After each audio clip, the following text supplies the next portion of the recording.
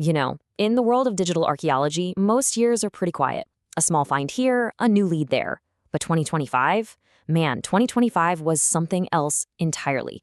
It wasn't just a year of discoveries, it was a straight-up avalanche that solved some of the internet's longest-running mysteries. So today, we're going to break down exactly how it all went down. For years, the internet's had these, digital ghosts. You know what I'm talking about?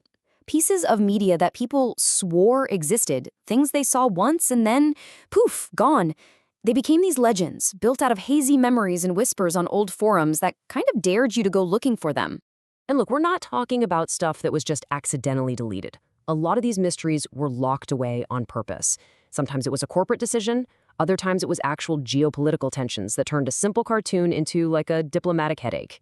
And a lot of the time, they were just worn away by time itself. But here's the thing. For every one of those lost pieces of media, you've got a search party. We're talking about armies of super dedicated, passionate online sleuths who would spend years, sometimes decades, connecting the dots, chasing down every tiny lead, and just refusing to let these things fade into nothing. All right, so let's set the stage here with our first section, the ghosts in the machine. Before 2025 blew the doors off everything, the whole scene was really defined by that slow, patient, methodical search for things the community just knew were out there somewhere. And believe me, these weren't just passing fads. I mean, a hunt for a cutscene from a PlayStation game from 2001, a forgotten Korean film from 2005, a kids show pilot from the 90s. These became long-term obsessions that brought together this incredible global community for literally years on end. And that brings us to the main event. The June Avalanche. Because in June of 2025, the dam didn't just break, it completely shattered.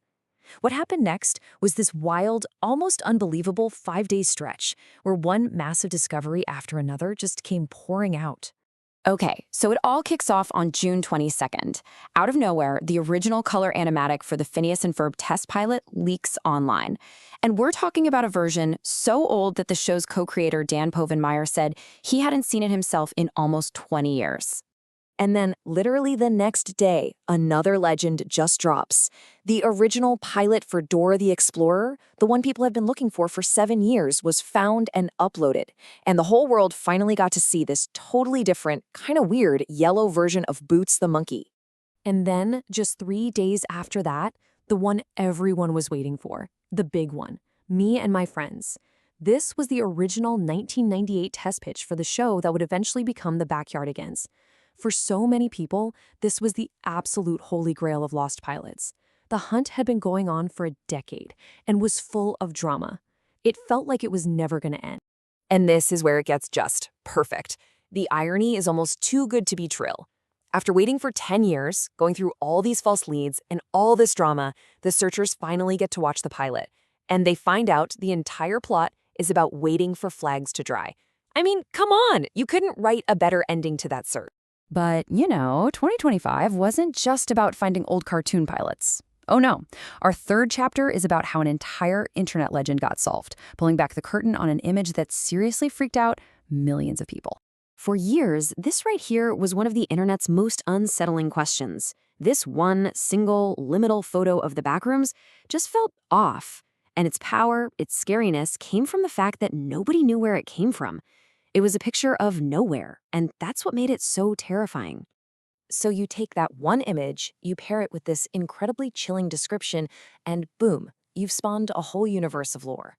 Video games, short films, tons of stories, all of it built on the mystery of this one single photograph. It became a true cornerstone of internet horror. So the big reveal?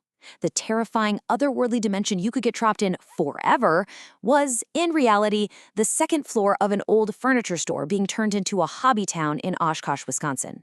The picture was just one of a few taken way back in 2003 to document the renovations. The monster in the dark was probably just a box of model airplanes.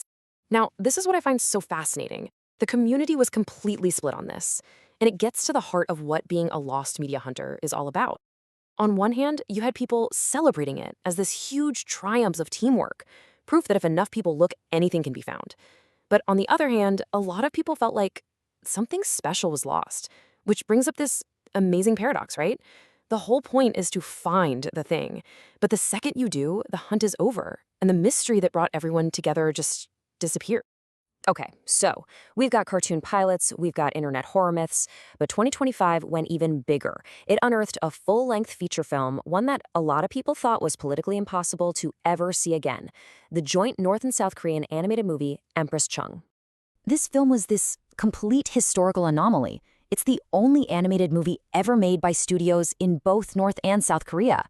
It was supposed to be this great symbol of unity, but then it bombed at the box office, political tensions got really bad again, and it basically became a casualty of history, locked away, too sensitive for anyone to even talk about. And man, trying to find this thing was a nightmare. Every single lead was a dead end. The director wouldn't talk, calling it a sensitive matter. Film festival archives, they'd thrown their copies out. Government libraries had copies, but you couldn't get access to them. People searched all over Chinese and Russian piracy sites and got nothing. It really seemed like it was gone for good. And then, on the very last day of the year, it just appeared. A Reddit user named File East posts a simple link on Reddit. It's a YouTube link to a beautifully restored version of the whole movie. Turns out, it was found in a bunch of old marketing materials.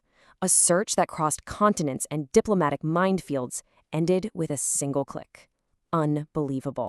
So after a year like that, after all those legendary finds, you gotta ask, what's left? This was the big question bouncing around the lost media community. After you solve some of the biggest cases of a generation, where do you even go from there? You saw this sentiment everywhere, mostly people joking around, comments declaring it the series finale of lost media. With so many of the biggest white whales finally found, there's this genuine feeling of what could possibly be left to find that could top a year like this. But come on, we all know the hunt is never really over, right? There are still dozens of legendary pieces of media out there. That infamous wrestling event that never aired, the original creepy image that launched a horror icon, that famously sad Sesame Street episode. The list of what's still missing is long, and it's still really exciting. And I think that's the real takeaway from 2025. It wasn't an ending, it was proof. Proof that anything, no matter how lost it seems, can be found. It really just marked the start of a new chapter, because in an ocean as huge as the internet, new ghosts are always being made, and the next great hunt, well, it's probably already started, and we don't even know it yet.